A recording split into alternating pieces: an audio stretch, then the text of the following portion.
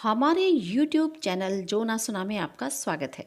मैं वंदना वर्मा अपनी कहानियों में से आपके लिए एक कहानी लेकर आई हूँ। कहानी का नाम है कोरोना में रिश्तों की असलियत। सुभाष की जिंदगी में कोरोना एक तूफान की तरह आया। उसे नहीं पता था कि कोरोना केवल एक बीमारी ही नहीं बल्कि ऐसा तूफान है जिससे उसका जीवन तहस नहस हो जाएगा। कितना व्यस्त रहता था वो कि किसी तरह की कोई कमी ना रहे उसके घर में। उसकी अपनी खुशी से ज़्यादा उसके लिए अपने परिवार वालों की खुशियाँ और ज़रूरतें ज़्यादा मायने रखती थी। सारा दिन ऑफिस में काम करता और शाम को 2 घंटे गारमेंट्स की दुकान पर हिसाब किताब का काम देखता ताकि कुछ और पैसा कमा सके। बच्चे भी उससे बहुत प्यार करते थे। उसे ऑफिस के काम से 1-2 दिन के लिए बाहर जाना पड़ता तो भी मन नहीं लगाते थे। पत्नी भी उसके खाने पीने का पूरा ख्याल रखती थी। एक सुखी परिवार था उसका। बेटी 12वीं कक्षा में पढ़ रही थी और बेटा मैकेनिकल इंजीनियरिंग के 3rd ईयर में था। कोरोना जब शुरू हुआ तो 15 दिन घर में छुट्टियां लेकर रहा, लेकिन घर में रहने से कब तक चलता। घर खर्च, बच्चों की फीस जो देनी थी उसे, ऑफिस जाने लगा। 4 महीने सब ठीक चलता रहा।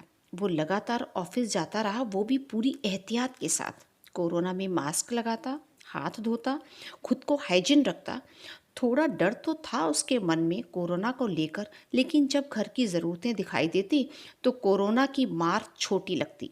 कोरोना का डर घर की ज़रूरतों के आगे बोना नज़र आता।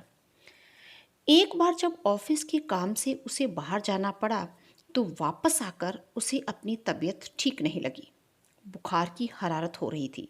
सुबह उठा तो बुखार के साथ उसे जुकाम था और गला बुरी तरह से दर्द कर रहा था। शरीर में बिल्कुल ताकत नहीं लग रही थी। सुभाष की हालत बिगड़ती जा रही थी। उसने हॉस्पिटल जाना ही ठीक समझा। उसका बेटा और पत्नी उसके साथ हॉस्पिटल गए। हॉस्पिटल जाने के बाद उसके बेटे ने आगे बढ़कर रिसेप्शन से कार्ड बनवाया। कुछ ज़रूरी टेस्ट के साथ कोरोना टेस्ट भी किया गया। कुछ देर बाद रिपोर्ट आई तो पता चला कि वो कोरोना पॉजिटिव है।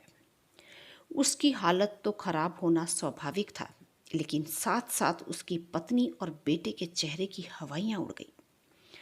उसकी पत्नी ने अपना मुंह दुपट्टे से अच्छी तरह से ढक लिया था और बेटा दूर जाकर खड़ा हो गया था। सुभाष का गला सूखने लगा। उसे लगा जैसे उसके हाथ में रिपोर्ट नहीं, मौत का पैगाम था।